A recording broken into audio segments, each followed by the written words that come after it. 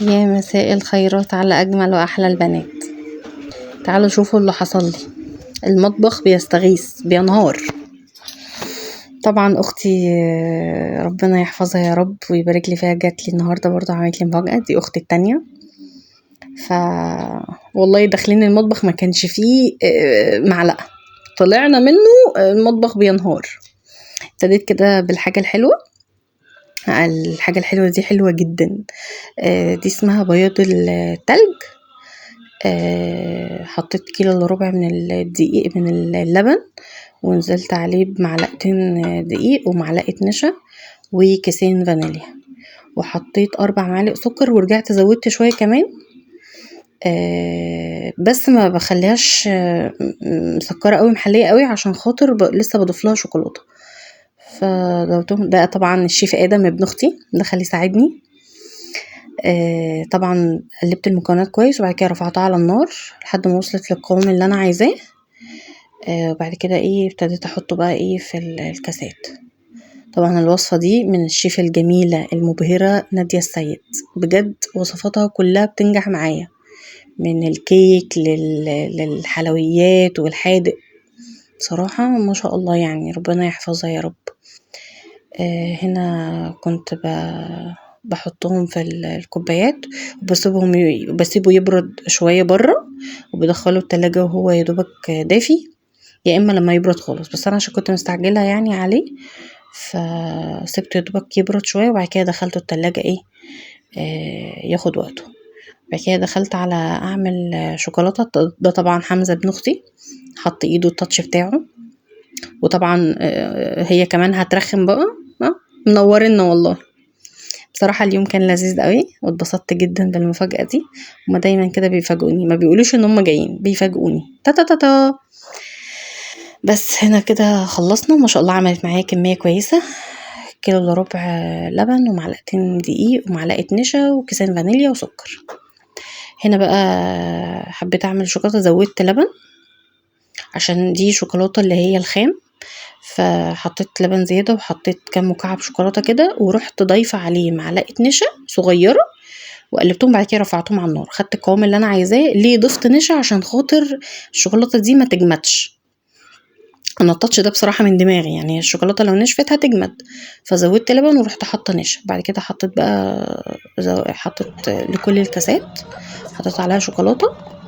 انا دايما كنت بعمل الوصفة دي بكاكاو ولبن وشوية زيت وكده، او زبدة.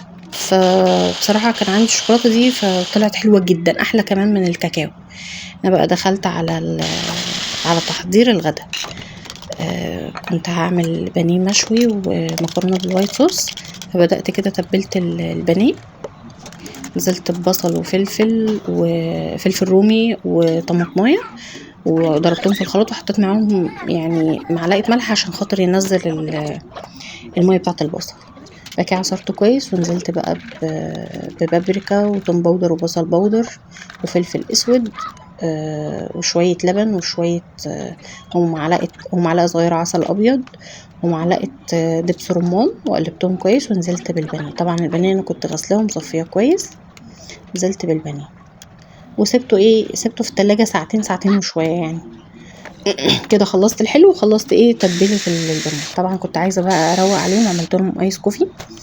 بس انا مشكلتي في الايس كوفي، بعمل حاجة بخلي الرغوة تقيلة. انا بحب الرغوة كده لحد اخر بق بشربه يكون فيها رغوة. انا بحب كده. في ناس بتحب الرغوة تبقى بسيطة او اللبن اكتر، معرفش يعني، كل واحد بقى وذوقه على حسب هو بيحب ايه. انا روقت عليهم كده، عملت لهم ايس كوفي.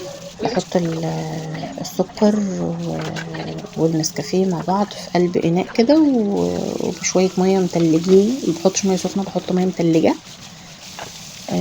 وبضربهم كويس، وبعد كده بقى بنزل عليهم بمكعبات تلج وحليب. كده روقت عليهم بقى باحلى ايس كوفي. طبعا قعدنا شويه، وبعد كده قمت بقى حضرت بقيه الغدا. حطيت معلقه سمنه وشويه زيت. هي بتبقى حلوه قوي الاكله دي بالسمنه البلدي او بالزبده، بس انا بصراحه لا كان عندي ولا ده ولا ده، فاكتفيت بسمنه عاديه. رحت نازله بمعلقه فلفل اسود، شوحتها مع الدقيق. بتدي نكهه حلوه جدا. ورحت نازله بقى بالحليب وكوبايه من ميه المكرونه وقلبتهم كويس. وهنا الكيس ده بصراحه ملوش اي 30 لازمه، يعني انا الوصفه دي انا بضيف معاها جبنه كريمي وممكن جبنه موتزاريلا وكده. فقلت الكيس ده هحط منه معلقه كبيره كده، اللي هو خلطه البشاميل بطعم الجبنه، ولا في طعم جبنه ولا في طعم شطه، ملهوش طعم اصلا، ما عجبنيش. ممكن يعجب حد تاني بس هو ما عجبنيش انا. بعد كده نزلت ب2 مرقه دجاج، قلبتهم كويس وشويه ملح بسيطه جدا بس. وبعد كده نزلت بالمكرونه كنت سلقاها. وهنا اختي كانت عملت هي السلطه. كنت ناويه اعمل السلطه دي بطريقه تانية، بس يعني الحمد لله حطيت عليها شويه عنب. انا بحب السلطه بالعنب وبالبرتقال وبالمانجا، بحب الحاجات دي، يعني بحب اضيف الفاكهه دي في السلطات، تبقى حلوه جدا. بين الاكل كان استوى وجهز واتغدينا كده بقى. ايه، دخلنا على التحليه. واحلى حلا ممكن تاكلوه حرفيا بجد، حلو جدا، وحلو بالكاكاو وحلو بالشوكولاته الخام جدا اكتر. يعني بجد الشوكولاته انا جربت الاتنين، هما حلوين بس ده حلو اكتر بالشوكولاته اكتر يعني. ومعلقه النشا دي ادت الملمس بتاع الشوكولاته ان هو يكون كريمي، الشوكولاته ما تجمدش. ودخلت بقى على معركه المواعين. والله لما دخلت اعمل الاكل ما كانش فيه مواعين في المطبخ، الا يعني ممكن حاجات بسيطه جدا، يعني طبق او معلقه حاجه زي كده. خلصت بقى المعركه بتاعه المواعين، شطبت الحوض. انا هنا ببقى اهو غسلت الحوض وخلصت، ورجع المطبخ فل شمعة منورة من جديد الحمد لله. طبعا بقى كانت برضو جايبالي خضار، اضطريت ان انا اغسله. يا جماعة اللي يجيب حاجة يخش يعملها.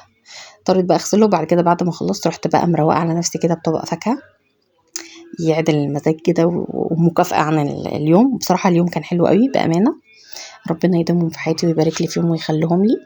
وكده الفيديو يكون خلص. استنوني فيديو جديد ويوم جديد. كانت معاكم سارة الهواري.